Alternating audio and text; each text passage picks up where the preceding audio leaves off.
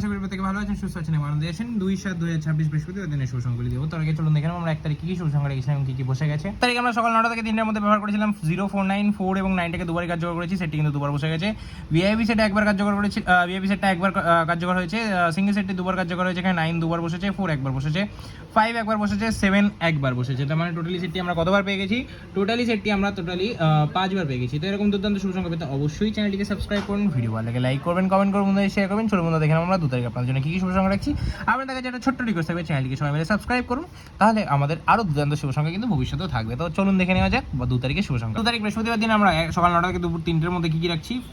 প্রথম শুভ সংখ্যা রাখছি 4, 660, দ্বিতীয় রাখছি 7, 4, 4, 9 এবং তৃতীয় রাখছি 8, 5, 6, 7। আশা করবো কিন্তু সকাল 9টা থেকে দুপুর 3টের মধ্যে সেটি কিন্তু 1000% কার্যকর হয়ে যাবে। ভিআইপি সেটে কি থাকছে? ভিআইপি সেটে থাকছে হচ্ছে 4 এবং 7। আশা করি এই সেটটি আমরা 1 থেকে 2 বার কার্যকর করে নেবো। সিঙ্গেল সেটে থাকবে হচ্ছে 8টাকে অবশ্যই একবার কার্যকর করে নেবো।